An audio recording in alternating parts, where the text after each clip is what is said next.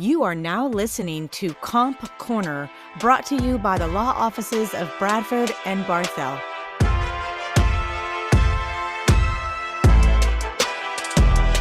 Hello.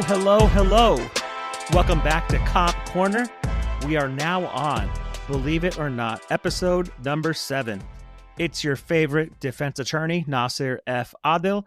On today's episode, Fariba Jafary joins us.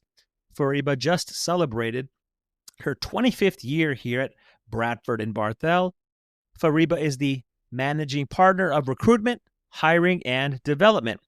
We explore what that entails and also delve into the other hats that Fariba wears, including being the managing attorney of our Ontario office. I've known Fariba for well over 10 years, but even I learned things I never knew, including how Fariba unexpectedly joined our firm, her 2.5-decade journey, and influences as a frontline attorney, equity partner in charge of recruitment, hiring, and development. We discuss considerations and challenges with hiring and recruiting in workers' compensation today. A quick reminder to email your pod questions to Comp Corner. That's compcorner@bradfordbarthel.com. Our email is in the show notes below. In this episode's Comp Corner email segment, we address the importance of panel requests pursuant to Labor Code Section 4060. Friend of the show and claims adjuster Layla asks a very relevant and practical question about delay and denial letters, specifically how such letters are used to request panels. Towards the end, we pick Fariba's brain in another installment of 5 and 5.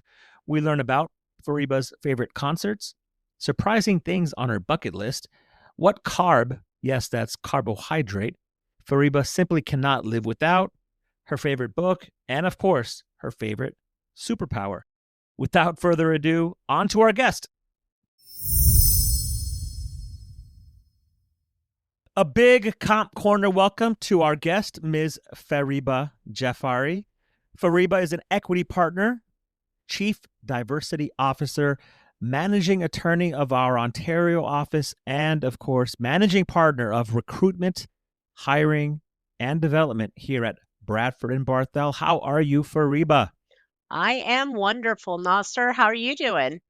I'm doing excellent. Thank you so much for taking time and joining us on Comp Corner. We look forward to having you as our guest, so we can't thank you enough.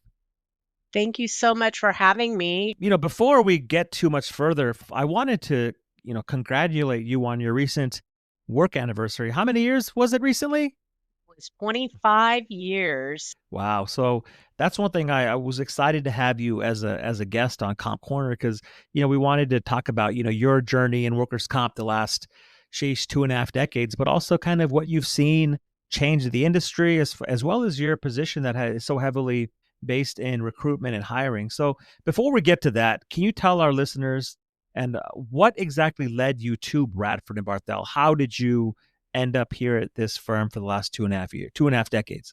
Yeah. So I was at one firm. I'm not sure if we were sharing names of firms, but I was at one firm, wasn't really my vibe. So another firm had contacted me, and I think I'd only been at the other firm for 3 months. Made the move, was at the second firm for about 8 months, and he ended up letting me know he hired a more experienced attorney and then had to lay me off. And let me just say I was mortified. Sure. I'm all about achieving and winning, and I think if you go to law school, everybody's trying to get to the next level. But it was pretty shocking, and I just bought my home, and I thought it was the end of the world. But I contacted my secretary from the last firm, and she had moved to Bradford and Barthel. And I said, hey, are they hiring over there? And she said, yeah, they actually are hiring. They want to know if you can come in today. And I said, no, I can't come in today. I'm a little hysterical, and I got to get my resume together. But sure enough, I showed up the next day. My car's AC wasn't working, so I drove my dad's red pickup truck. I still remember it. Back then, you didn't have navigation on your phone or in your car, and certainly not in my dad's red pickup truck. And drove to Ontario. My dad showed me how to get there on the map. the good old-fashioned map that Yeah, would roll out and look at. So sure. got there, interviewed with Jim Hummel, and the other partners weren't available because Bradford and Barthel was just up and coming, and they Mhm. were very busy. So everybody had multiple appearances, and they were out and about. Did the interview. It was, pretty easy. I had done some civil, so he was looking for some more subrogation aspects of what I knew. But he basically said, "Well, we want to hire you. What are you looking for?" And back then, in my day, we weren't making the dollars you make nowadays. But I told him how much, and he said, "Sure, and I said, "Did I not ask for enough?" And he said, "No, you were right in the ballpark," which I think that was the right answer by him. And that was it. And I got a job and I left and went back and told my other boss, "I'm leaving and you're going to have to give me, 2 weeks vacation and pay me out." And then I pretty much went to Hawaii and that was it. It was the best thing that ever happened to me as far as work, and Sure. and I looked back and thought how upset I was, but Hmm. in the long run, things happen for a reason, and it was just the right path I got on, and I've always been on the right path now with work at least. Yeah. Sure. Now, thank you for sharing that story. And that's it's really cool. So thank you. But also, often in times in life, bad things do happen in life. Yeah. No surprise, right? Obviously, we don't want tragic things to happen, but, negative things like a layoff or, leaving a job, oftentimes at the time, obviously it's a bummer, right? But then you're like, hey, how am I ever going to get beyond this thing? This is the worst thing in the world. How could I leave this employer?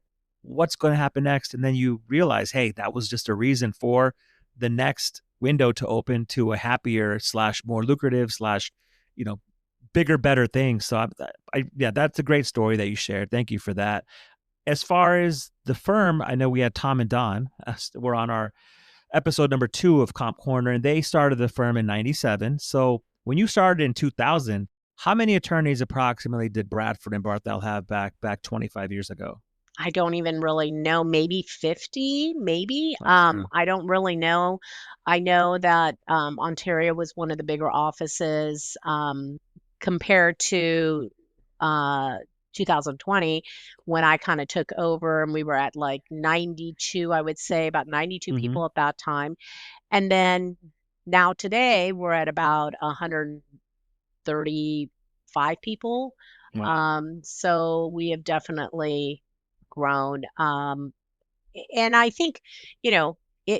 just for the audience, if you get laid off, call me if you're an attorney, call me if you're an adjuster. We Sure. hire hearing reps as well. But, yeah, just Yeah.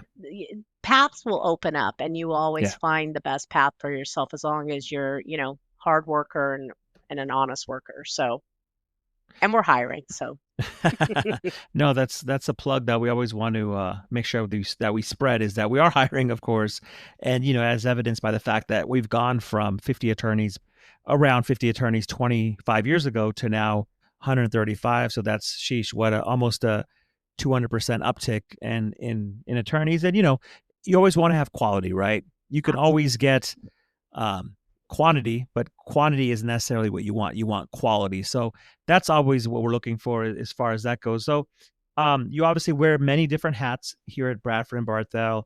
And one of the hats was you becoming a managing attorney. When did you become a managing attorney here at Bradford and Barthel? I think it was around 2007. And Okay. before that, I was also already mentoring a lot of the new attorneys. Gotcha. I was working with them, helping them.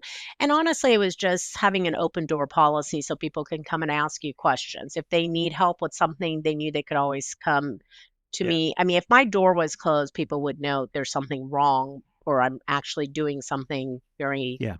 somewhat important. But my door was always open. And I, at different times, would have people waiting to talk to me. Yeah.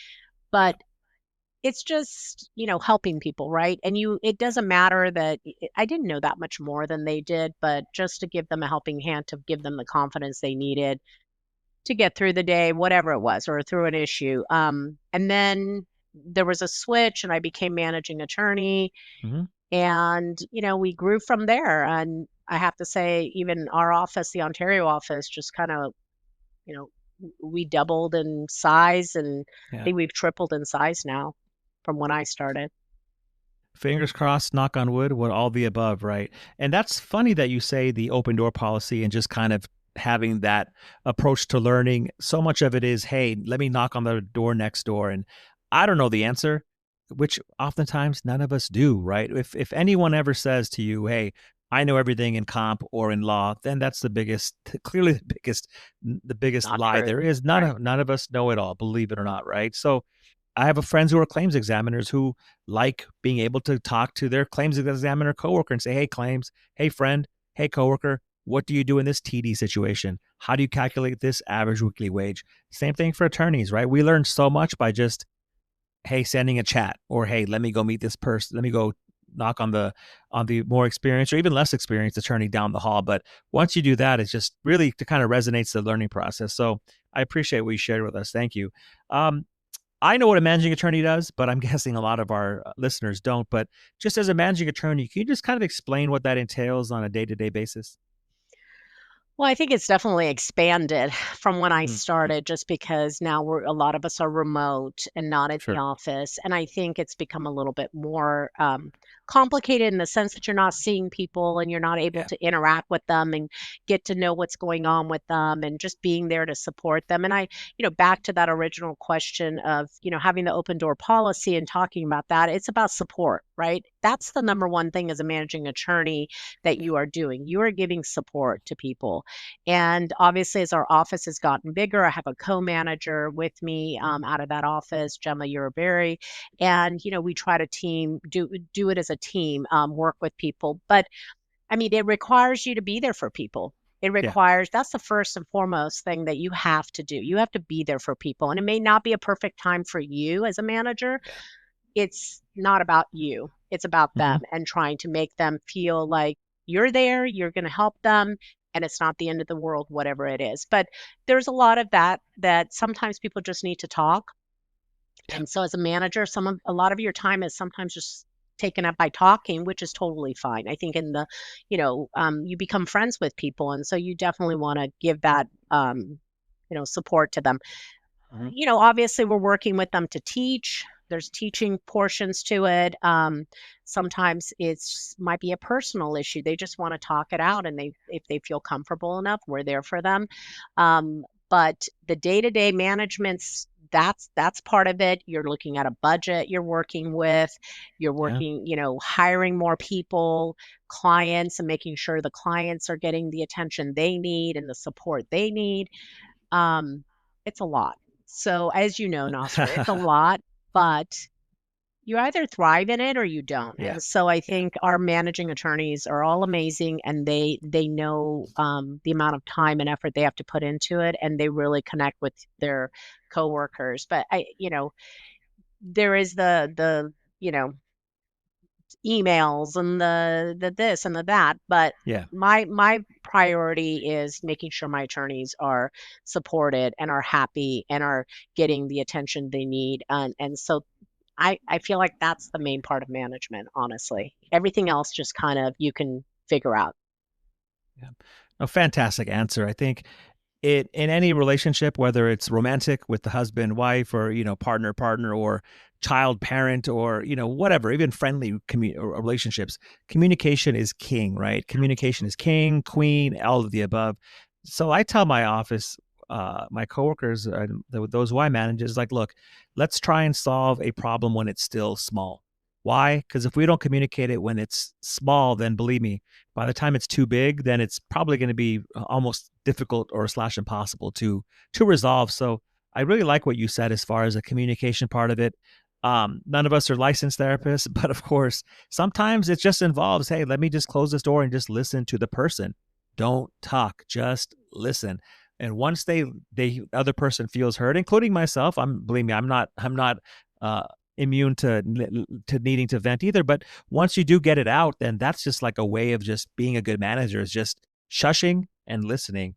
Um, Also, one thing that you pointed out that I want to get into shortly as well was just as far as the teamwork aspect of it. I think the collaboration, and I bring this up specifically because For those who have been lucky enough to work for our firm or to at least have interviewed, Fariba does the interviews initially. At least she's the one who meets with everyone and gets the chance to see the resumes and bring them on and go through that route. But I remember a few years ago, I started asking a question during the interview stage, which I remember you still smirk at me, but I ask everyone. I say, "Hey, have you ever been a member of a team?" And Fariba will still smirk at me. She's almost like, "Why are you asking that question?" But the reason why I asked that is because of the collaboration that we kind of do on a day-to-day basis, right? It's not just, it's our clients, of course, who are always first and foremost, but we're collaborating with our secretaries, with judges, with co-defendants, with lien claimants, with applicant attorneys, with each other, et cetera, et cetera. And if you can't communicate like that as part of a team, then guess what? It's just going to be hard for you to really thrive in workers' comp. So that was really a good answer. So I appreciate that Fariba. Did you know there is an 8 in 10 chance that the whole person impairment found in your medical legal reports is inaccurate? As a result, benefits are often grossly overpaid, including unjustified life pensions. B&B's AMA Guides Analysis and Rating Department has reviewed tens of thousands of PTP, QME, and AME reports verifying these troubling statistics. The results confirm that 79% of reports misapply the guides to overvalue impairment, 2% undervalue impairment, and the tiny remainder is actually accurate. B&B's experts have decades of experience analyzing physician reports and outlining their shortcomings in applying the guides and legal theories such as Kite and Almaraz Guzman. Our services help prepare parties to cross-examine physicians and draft legal arguments to ensure that the benefits you deliver are correct. In your 2.5 decades here at Bradford Barthel, can you tell us what you're most proud of as far as what you've been able to accomplish here? Well, I am really happy about the hiring and Mm-hmm. developing that department. And I think part of it is I just see the amazing people that I'm getting to bring on and, Yeah, learn about people. And it's so interesting to do interviews, and I'm actually interested in hearing what they're saying and what they're doing with their lives and why they want to either switch to workers' comp or switch firms. It's just it teaches me things, right? I'm learning too. I'm learning about people. I'm learning about who's out there and who wants what type of career people are looking for. And things have changed. yeah, People want that flexibility now. They want to be able to, work from home, which is totally doable. They sure. may be working out of state. We can manage that depending on, their ability to work from out of state as far as their knowledge of comp, et cetera. But, people want that camaraderie still, even with the Yeah, yeah. remote. And so they might feel disconnected. They might be working for a remote office, Mhm. finding the things that they're interested in and seeing whether we have it at our firm. And if we don't have it, then I really like to look into it and figure out why don't we have it at our firm, that, something that could accommodate somebody else, or some things that people are looking for that we don't have. And we have really modified things and adjusted to kind of adapt to have, you know, um, positions, or working out remote or working hybrid, or wanting to be in the office 2 days and Yeah. wanting to work with certain equipment. I mean, we've done a lot of adjustments, and we don't, one our IT persons asked me, why can't someone just start, like, on a specific date? Well, sometimes people get, they Mhm. give their notice, and then they have to leave, and they get laid off right then and there, or whatever. Yeah, They'll get let go. Well, I don't want to let them not have an income for a week yeah, or two. So yeah, we could yeah. start in the middle of, a week. We can do whatever it takes to accommodate people. And I think it's important to understand people's needs. And we really have evolved from that, from how we were hiring before, and the platforms we use. And Yeah. and not asking generic questions. I think your question, even though you say I smirk when you ask that question, are you a team player? I don't smirk. I think it's I'm not a You roll your sports eyes? Is person. that I what you think do? I'm not a Sorry. sports person, right? So I think of it that way, but I think it's relevant, absolutely. And I think it's better to ask original questions as opposed to, just where do you see yourself 5 years from Right. now, and why workers' comp, Right. so getting to know people has really taught me more about hiring and what's out there, what we need to do to be a better firm too, honestly. So we're Sure. pretty perfect, but we're not 100% perfect. So No, I think part of not being perfect is knowing that you're not perfect. Because once you think you're perfect, believe me, you're not going to be perfect. And I think and look, that's the reality of it, right? And part of that comes with being humble. It's part of that is you need to be flexible. What do I mean by that? Well, a lot of folks who work outside of comp, some of them are friends and family, they work in tech, right? And guess what happened when tech required everyone to cut back to the office, 3, 4, 5 days out of the week? A lot of resumes started going around, right? And a lot of yeah, people didn't really like that. Same thing with going back to the state. Some people now are not exactly enthralled with the fact that they are being asked to go back to the state 4 or 5 days a week, understandably, right? So if you are the type of employer, in my opinion, to be so rigid and to say, hey, we have 130 attorneys, 135 attorneys, you all have to do this. Guess what? They all won't, right? absolutely. And we have 200 plus employees. And if you told the rest of them, hey, you have to do something a certain way, understandably, they're not going to want to do that. So I really appreciate what you said because I think that's what we want to hear as far as employment goes. But you don't want to be a part of a group that has a too rigid because the my way or the highway approach is never one that leads to success, right? Never, never. So, what are some challenges you've seen as far as the recruitment hiring today? You've been able to hold a position again as managing partner of recruitment, hiring, and development since 2019, 2020. Can you tell us some of the challenges you've seen over that span with that whole recruitment, hiring, and basically bringing talent on? I think part of it became a problem, obviously, because of COVID. A lot of people Sure. retired. Um, then there was this gap, and people kind of didn't know what they wanted to do. And they got used to being home and living Yeah. off of a very small income because you're not going anywhere and you don't have a bunch of costs. So that caused a little lull in the, as far as attorneys and hiring attorneys and in comp. But at the same time, our business grew. Brad Mhm, from mhm. Berthel grew because we were able to get on during COVID and through our, advanced technology. We're doing, all our training, everything. We're doing it online, and we're getting more business. But yet, there's a lull in the attorney pool, and so it Sure. was difficult. And one of the things we were back then, we were just doing some type of ad in some newspaper for Comp Right. Central. And, it's understanding that the new generation, they're not looking in WorkComp Central, right? Yeah. They're Yeah. looking on, you know, ZipRecruiter and Hmm. LinkedIn and all these different things. So it was a process of figuring out platforms to use, et cetera. But I've and also just bringing in new attorneys, right? Yeah. Bringing Yeah. in new attorneys that have no idea what comp is and straight out of law school and having faith that they're going to do a good job and getting them up and running and Yeah. looking for a certain energy from them. Not necessarily that they have the knowledge, we know they don't, but are they going to put the time and effort to do it? And so it took time. I think everybody was waiting to find the perfect attorney with experience.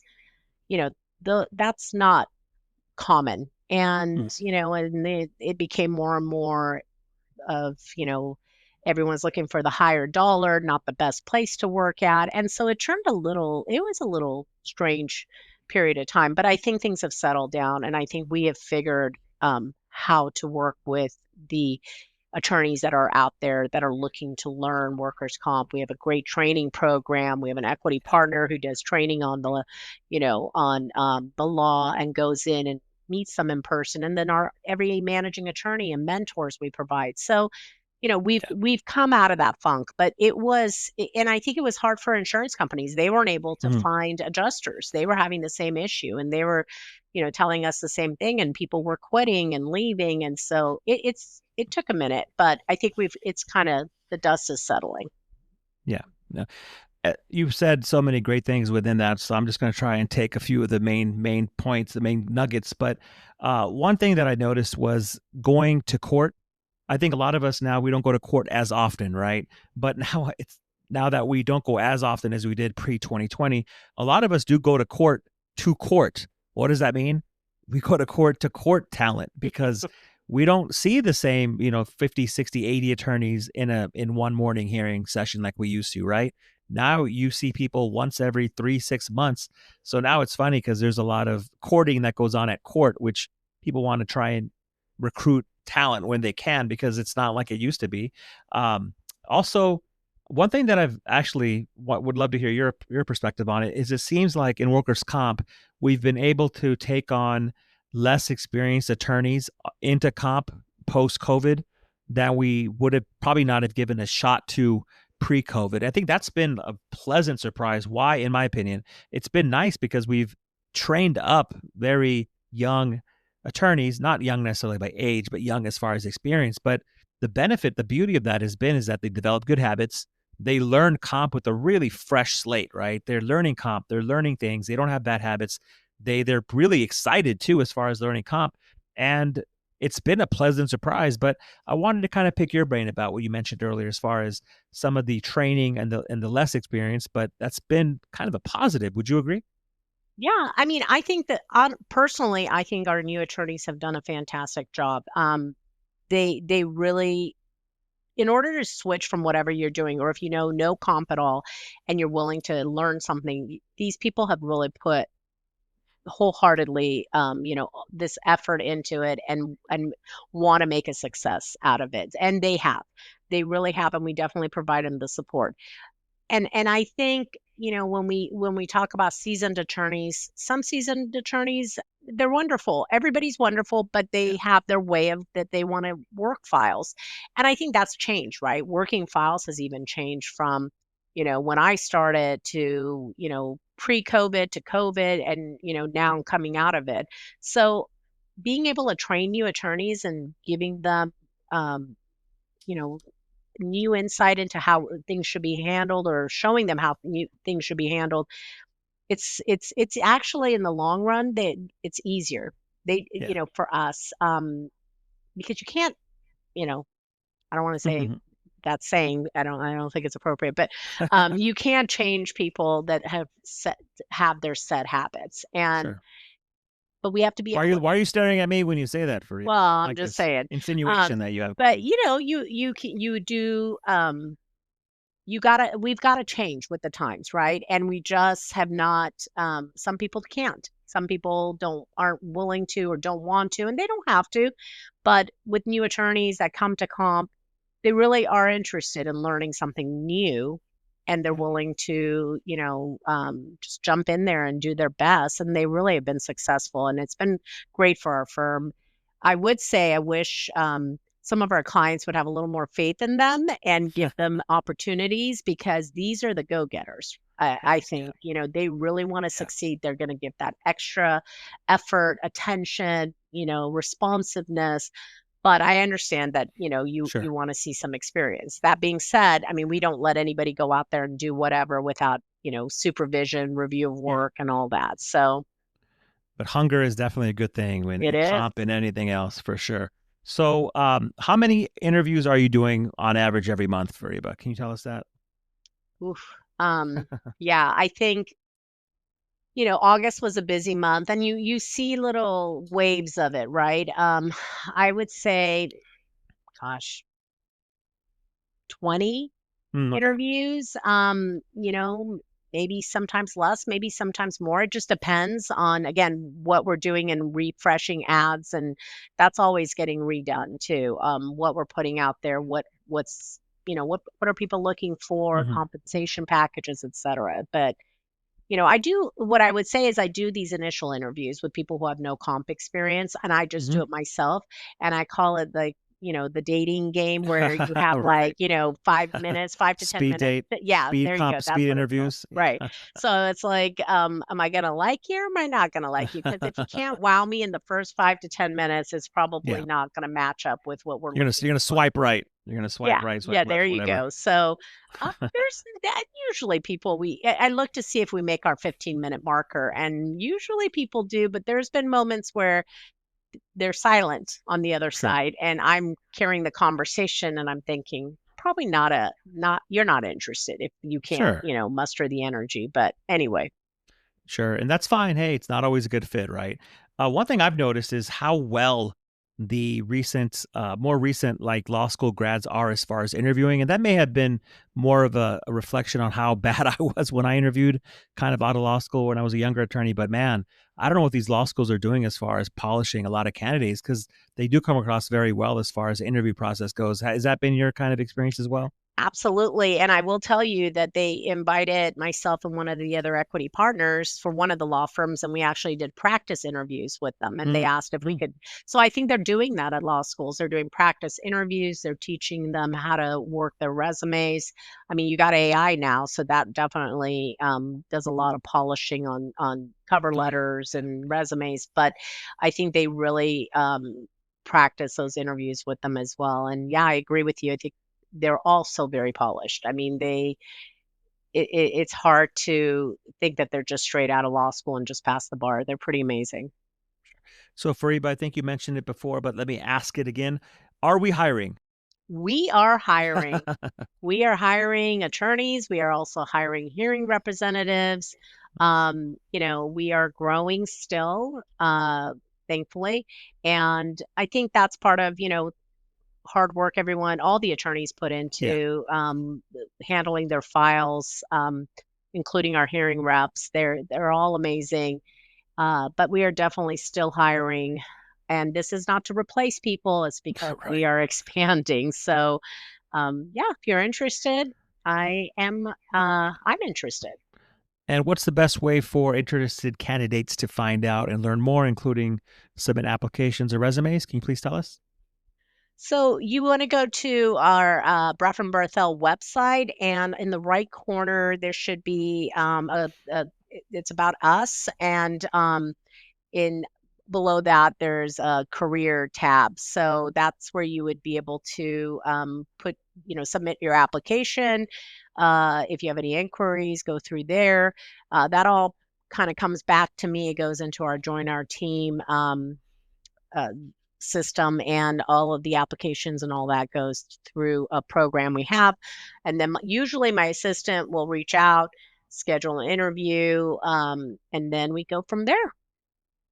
Fantastic. Thanks, Fariba. My favorite part of Comp Corner is hearing from our workers' compensation community. When your question is submitted and read on an episode, our client relations team will send over some merchandise as a thank you for contributing. Claims adjuster Layla writes, I have seen an uptick of claims where applicants get panels upon issuance of delay and denial notices. Sometimes they are not represented at the time of the notice, but then they get represented immediately after issuance of the delay or denial. And then the new applicant's attorney will get an applicant-friendly panel right away. What can defendants do to be aggressive and avoid such scenarios? Very good question, Layla. Let's first take a moment and review the law. Remember, Labor Code Section 4060 controls for getting panels in cases/claims which are not accepted. Now, for non-accepted claims, a delay or denial triggers the panel commencement process. In application, if your case is accepted, even for just one body part, then a panel request under Labor Code Section 4060 is improper and will be invalidated. Layla, it's important to remember that a delay or denial notice means that either side can get a panel 15 days after that letter goes out. Often, an injured worker will get repped right after that indemnity, delay, or denial letter goes out. If you get a notice of representation following issuance of the delay or denial, chances are strong that applicants counsel will request a panel. And if they get a panel, chances are high that panel will be in an applicant friendly specialty. Look, as we've discussed on past episodes, we can't always expect to get the panel specialty which is the most defense friendly. The system is not designed to give one side an advantage. Ultimately, I think that's a good thing. Pro tip here, Layla, is to request your panel after the delay or denial goes out. That's very important, especially if the applicant is represented. Or refer the file and it will request that panel for you. Pro tip number 2, do not sit on your heels and let opposing counsel control the panel process. Instead, be sure to diary that panel request and go online so hopefully you will get the panel specialty you prefer. Thank you, Layla, for your question. And now back to Ms. Jafary. So we've been lucky enough to pick your brain as far as what Fariba does as far as the managing attorney, as well as the partner in charge of recruitment, hiring, and development. What if you were not here at Bradford and Barthel? Can you tell us what you would be doing instead? Well, if I wasn't with Bradford and Barthel or I was retired, let's just say I'd There you retired go. There you because if I ever do that, I think I would do more traveling. I think I'd have my house in Italy. I think I'd be cooking there and I'd be cooking here. And I'd have my garden where I'm growing my own vegetables and herbs, with my husband doing all the hard work of, go.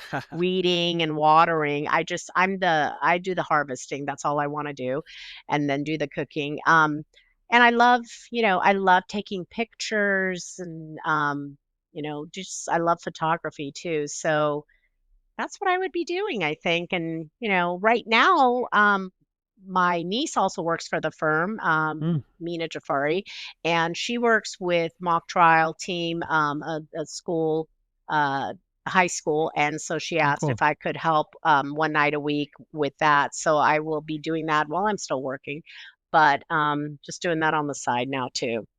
What would you be cooking? What are some of Um, the things you do? What are some of the culinary favorites that you explore? Honestly, I get the Bon Appetit magazine. I started Nice. subscribing to it, and I look in there every time it comes, and I pick 2 to 3, recipes out of there, and I just cook it. So it just depends. My husband's a vegetarian, so I do Mm. modifications, add tofu here and there, but it just depends. But I do love cooking. You would think I would cook Persian food, but I actually cannot cook Persian food. That's all for my mom, my sister-in-law, my aunts, and all of them to do for me. But anything else, I would try to cook. And as far as pictures go, or in your photography, do you have one of those super fancy schmancy cameras? No, no, Your cell phone? I Okay, did, but okay. those are bulky. I just use my iPhone and pictures that are more in the moment, and you look back and you're like, that's Yeah, beautiful, right? get those So memories. yeah. There we go. Now, as far as your career journey and your career path, can you tell us who or what's been the biggest influence on you? So, gosh, I mean, 25 years, right? So, Mhm. when I started, my mentor was David Grant. He's passed away, but he was, he taught me the law. He taught me a lot of things. He was the managing attorney at Ontario. I learned a lot from him, as far as the law was concerned, but also just management and, day to day type of things at the office. He retired, and I think at that point, really my mentor and the person I looked up to, I always looked up to him, and this isn't just because Tom Bradford is, the top dog here, but it is Tom, right? I mean, he Sure. really taught me, about the bigger picture, about the firm, not management, just in one office, but looking at the whole firm. And, just not putting yourself ahead of everyone else. We've got, Yeah. 200 employees. And what he always said is there's 200 families that we have to take Mm, care of, that we have to make sure there's jobs here for. And we can't just be thinking about us, ourselves as equity partners first and yeah. foremost. We have to think about them. And that's kind of why I love this firm too, is that, it is about everyone. It's not about just you as an individual. It's about everyone. And I think that's why we've grown. I think that's why we have the amount of attorneys we have. I think we have, long-term attorneys that have been with us, but I think they feel the same way. I hope they do. But that's kind of what I learned from him. And I feel like, when I look at it, I don't look at just Ontario as my office and only as my office. I look at it, Bradford and Barthel, and every single person that works for this firm. And not just attorneys, clerks, Sure. everyone in our firm is important. And we've got to think of them first and foremost before we, put our needs ahead of them. It won't work if we do that. Right. And so Sure. Tom doesn't have to listen to this podcast, but yes, Tom, after I started becoming more of the equity partner portion and learning, the day-to-day business. Yeah, no, it's an honest answer. I think that's actually very true. I think you have to walk the walk. A lot of employers can tell everyone what they want to hear when they're first coming through the door, but if you're not following through on those promises or those words, then you're just talking the talk, and no, everyone can see right through that, right? Whether it's day one or day 100. So I think, like you said, it's the bigger picture. It's making sure that you are responsible for, and at least in part, of the bigger picture of 200 employees, 130 plus attorneys, but also their respective families, right? And Yeah. you can always get quantity as far as employees when you have quality of employees and loyal employees, but it's not the other way around. Quality doesn't necessarily come from quantity. So I know it's a little confusing how I said that, but it's about quality, and it's not always a great fit, but we try and make it a great fit. I think that's what resonates well. And if you look across our letterhead as well as our website, there's a lot of attorneys who have been with the firm I've been for 15 years. You've had the honor of being here for 25 years. And it's because, that does resonate really well. So I think that is the truth of it all. So thank you for that. Before we finish up here, the last question I will ask is something that we do ask all of our guests. So thanks again for sticking with us, everyone, including, of course, Fariba. But we're here at the end of, believe it or not, almost fourth quarter of 2025. In the next 25 years or so, who knows where we'll be. But as far as workers' compensation goes, Fariba, where do you think we'll be as far as California workers' compensation in the year 2050? Wow, 25 years from now. I hope we still have the system we have. I know it's a benefit-based system, and I think it is to help people get back on their feet, get back to their jobs. So hopefully that's still there, but with some nuances, some tweaks, where they are thinking about the injured worker, and as far as their attorneys are thinking about the injured worker, the doctors are thinking about the injured worker to get them, I don't know, healed. I feel like sometimes that's lost in all of the litigation and, dragging these cases out, and from both sides, and I hope that that's kind of gone to the wayside. But saying that means we might not be around if it's that efficient and, Don't say that, Fariba. upright, right? Don't say that, Fariba. Yeah. So, Right. I don't know. I think, it'll still be going on, and, but with technology, there might be less, employees. And so, with AI, there might be less, need for people out there physically working. And Yeah. I don't know. I mean, I really don't know. 25 years, that's a long time. Hey, you've made it the first 25. I can maybe talk about 5 years from now, but 25 years, we'll see. I'm not. Hey, look what's changed in the last 25 years since you started, right? How many, two or three huge Senate bills that have changed the landscape of workers' comp. But one thing's for sure is that it won't be boring. But Comp Corner will be here hopefully in 2050. But hopefully Comp Corner will not have to wait another 25 years to have you back on, Fariba. Thank you, Fariba, for sharing your thoughts about where workers' compensation will be in the year 2050. Speaking of fives, let's get to know Fariba a little better in workers' comp's favorite segment, 5 and 5. You all should know the rules by now. We ask 5-ish questions in 5-ish minutes. So, Fariba, are you ready for a little 5 and 5 action? I am ready. Bring it on. Okay, let's start off with a tough one. We're not going to give any easy or any gimmies on this one. When on an airplane, do you choose window or an aisle seat? That Please tell that us what you prefer. that's an easy one, window for sure. I mean, I don't want to be bothered by anybody, so I don't want to get up and move around when people need to go to the bathroom, and I want to sleep the entire way if I possibly can. Mm-hmm. So window, no doubt about it. Yeah, much respect to the window people out there. Look, I'm a window person. I think any kid, anyone who grows up, I think anyone under the age of 18 has to be a window person. As I've gotten older, though, I do respect the aisle people. Why? Because, you have to respect people have to go to the restroom more often. As you get older, your bladder size doesn't necessarily get any stronger. So I respect the aisle more. Those middle people out there, I don't know if there's anyone who prefers middle, but much respect to the window crew. But of course, the aisle people do get their love. But yeah, you got to love the window. You can't choose that. Can't choose otherwise. Absolutely. Absolutely. Well done, Fariba. Great start. Excellent start, in fact. Number 2 on 5 and 5. Now, in our area of the world, I'm Pakistani. You are, of course, Iranian/Persian. We do like our carbs. Okay. But if we had to take away one carb for the rest of your life, would you rather have rice or bread? Which one would you rather continue with and not be taken away? Rice, for sure. Not taken away, right? Just to be clear. Yeah. No, Yeah. my Which one rice, stays? I gotta have my rice. I gotta have my rice for my Persian food, my Indian food. I Hmm. gotta have my rice for my Asian food. Rice all the way. I gotta have it. Yeah, this is a very controversial question out there. I know many people are going to write in, and feel free to email your concerns and your own insights to compcorner@bradford.barthel. The email is in the show notes below, but as much as I hate to say it, I think I do have to agree with rice. There's just a lot of ways to make rice, right? You could put random stuff in rice, you could put meat in rice, you could put raisins in rice, You you could could put put rice carrots in in soup. rice. You could put rice in You soup.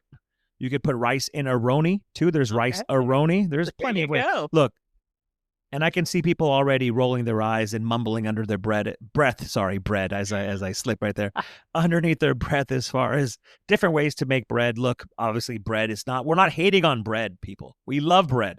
Bread is fantastic. Bread is one of a kind, but rice is definitely the one. So sorry for all you bread lovers, but I think Fariba said it best. Thank you for that. So far you're 2 for 2, Fariba, All as far as right. my books go. I'm a winner. What can I tell you? Let's see if you can keep on the right path. So for number 3 here, if you had the ability, would you rather fly or would you rather be invincible? Ooh, that's a hard one. I think I'd rather fly. Why so? I don't think there's any such thing as being invincible. And that's kind of, I think that gets a little too in depth, right? Invincible in what way, right? Well, I mean, you can't really fly either. Human beings can't fly. So we're talking about a superpower here. So let's But you're broaden saying our horizons. invincible means you never die. Invincible means you can never be emotionally touched. Invincible, it could have a lot of connotations. And do I want to live forever? No. Do I want to have no emotions? No. But flying now, just being out there, soaring, and seeing everything, that's a whole different perspective on life, I think. And Fariba, that's why we had to save you for episode number 7, because you just gave us the deepest answer we've gotten in 5 and 5. And that's not a put down, that's a compliment. But you're right. When I think of invincibility, I think of just, Super Mario Brothers. And when Mario's he's got the star and he's just going up and down and he can't be seen, he's going through stuff. But that invincibility question, that actually has to be a podcast of our own. Episode number 8, we might have to focus on workers' compensation invincibility. But for now, I think you're right with the fly. If anyone who's ever had a dream about flying, How that's awesome pretty. is it? Ooh. It's always an amazing feeling. Yeah, it's a good feeling right there. And I think I heard somewhere else. I got to do some research, but I think if you have a dream where you're flying, it's supposed to be like you feel like you're doing really well in life, or you're basically something's good to come your way. But yeah, when you wake up after that, you're like, all right, that was a good one. I So think flying means you're invincible, in a way. You're flying, you're soaring, nothing's touching you, and you're, enjoying everything around you. So, but yeah, flying definitely. well said. No complaints here. Now, Fariba, you are an avid book reader. Is that correct? Well, I used to be more so than I am now, busy, but yes, I do love reading. Fair enough. What book out there would you recommend to our audience?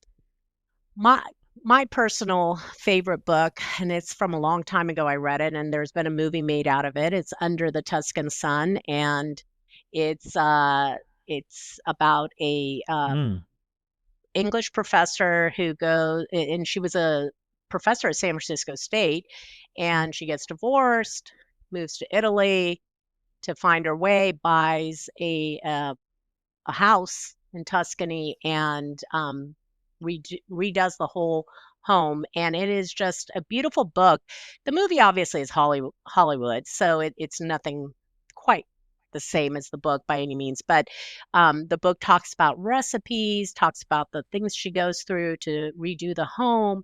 And I actually, 2 years ago, I went to Italy, and I'm not a, you know, I don't know, go see stars or go find famous people type of person, but I did go find her house, and Nice. it was awesome. It was beautiful. So there's something to the book more so than just, hey, redoing a house or learning recipes. It's about, coming from, I guess, building from ashes and rebuilding life and creating and learning about cultures. And so it's just I really enjoyed the book, and the movie's great too, but the book is amazing. And I continue to read her books as she's published more about Italy. So that's my And favorite book. what was the name of that book again? Under the Tuscan Sun. Under the Tuscan Sun. Excellent. I might have to look for it at an audiobook because I'm not the most avid, necessarily old school hard binder reader, but I will enjoy a audiobook here and there. But thank you for the recommendation. I actually came full circle. One of my favorite movies growing up was Stand By Me. And as a kid, I didn't realize that it was actually a book initially. So then I did I'd read the book as well from Stephen King. And oh my gosh, that book still resonates, as an adult. So Stand By Me, it's a great book, great movie, all the above. So thank you for that. Now, next question for you, Ms. Jafary, is what is one surprising thing on your bucket list that we may not know or expect? My bucket list, I someday, maybe, hopefully, would love to actually buy a home in Italy or Ooh, somewhere in the EU, possibly. But although I just traveled to Japan this year, and, like, buy a home there after experiencing that culture, but just to mm, have a home base somewhere else. Not to yeah, move there permanently, but just to have a home base to just take a carry-on, show up, drop my stuff, open a closet, and have clothing in there, and you cooking, do some sure. cooking, pots, having my pots and pans and all of that just somewhere already set up.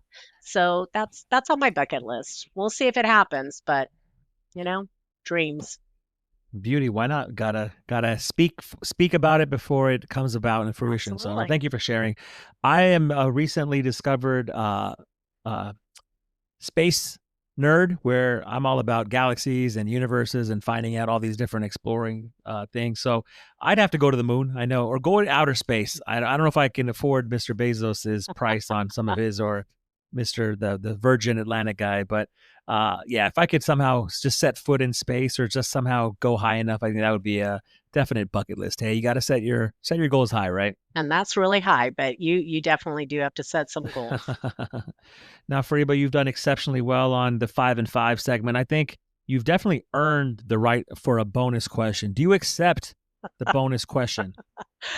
Buzz, yes, I do accept the bonus question.